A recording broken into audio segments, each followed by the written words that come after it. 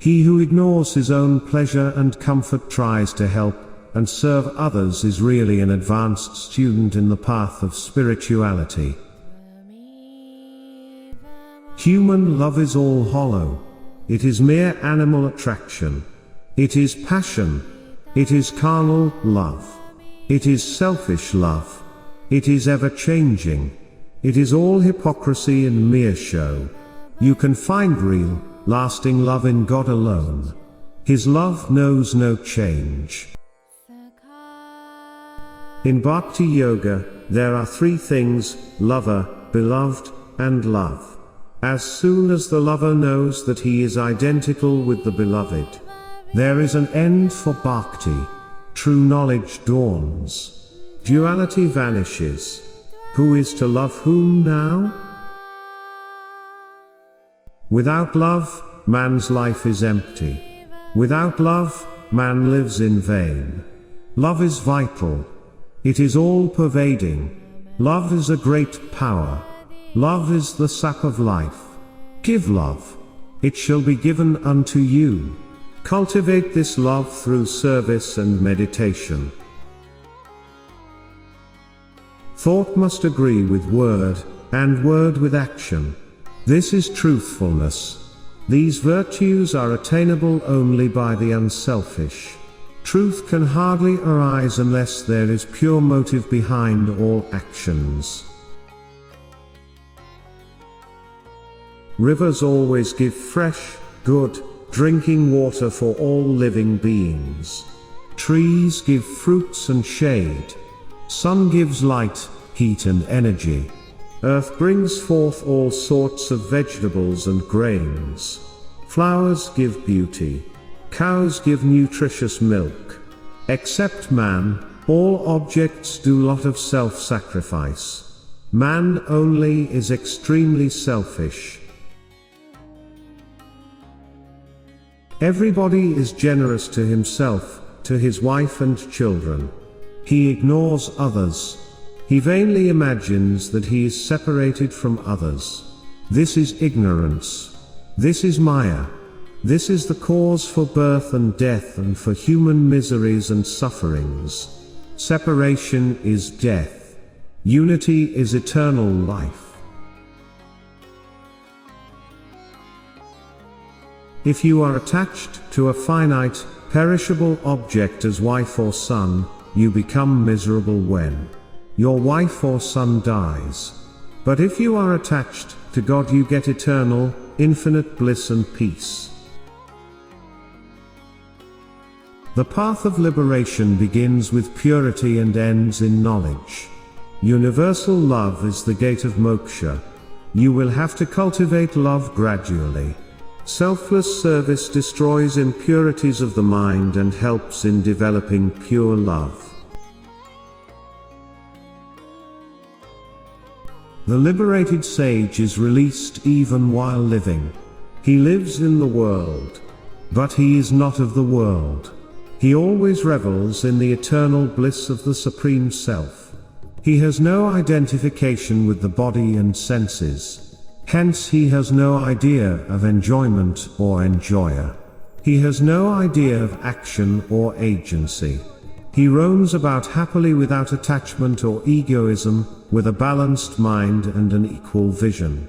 His state is indescribable. He is consciousness himself. How did space manifest in the spaceless Brahman? How did east, west, north and south come into existence? This is also a creation or trick of the mind. If you are tired, even a furlong appears to be a mile. If you are vigorous, even a mile seems to be a furlong. For a liberated sage or seer there is neither time nor space. He beholds the one Brahman which is timeless and spaceless. There is rhythm in the repetition of a mantra. Rhythm is meter. Rhythm is flowing motion. Rhythm is harmony of pronunciation and proportion. Rhythm is recurrence of accents.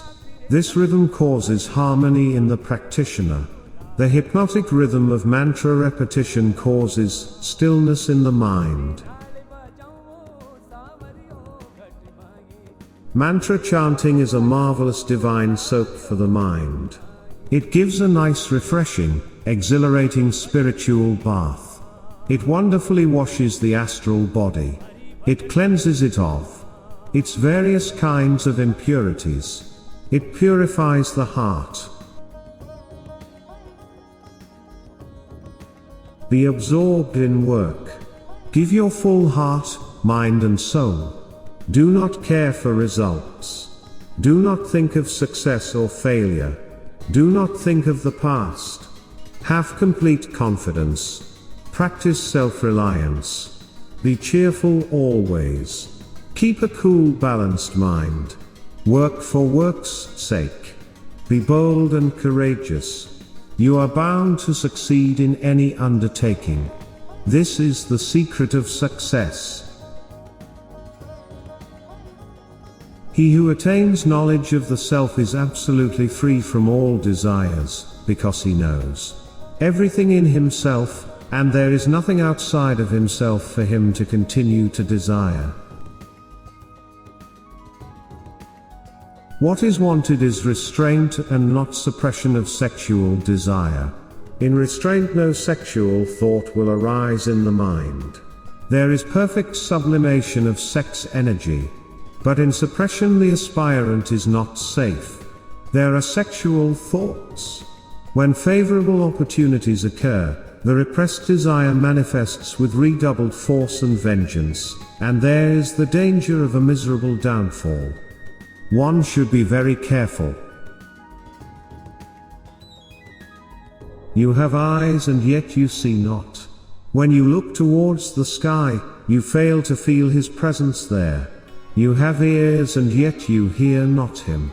He whispers words of love and good cheer to you, but your ears are unable to hear them. He keeps on intently gazing at you, but your eyes are too blind to behold him. Fire cannot burn the astral body. The subtle body can penetrate quite easily the strata of rocks. It can fly in the air.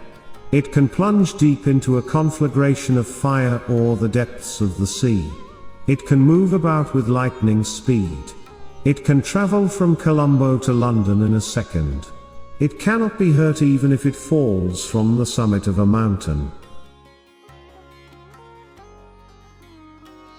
The astral body is the subtle body which is within this physical body, like the bladder of a football. It is an exact counterpart of the physical body. The astral body will appear as a dim vapor-like duplicate of the physical body. Occultists separate this astral or subtle body from the physical body, and move about with this subtle body in various places. Advanced yogis condense the physical body and move in the air to distant places. This process demands expenditure of great deal of energy. Purity of food leads to purity of mind. Take a dose of champagne and sit for meditation. Take a dose of orange juice and sit for meditation. You will know the difference.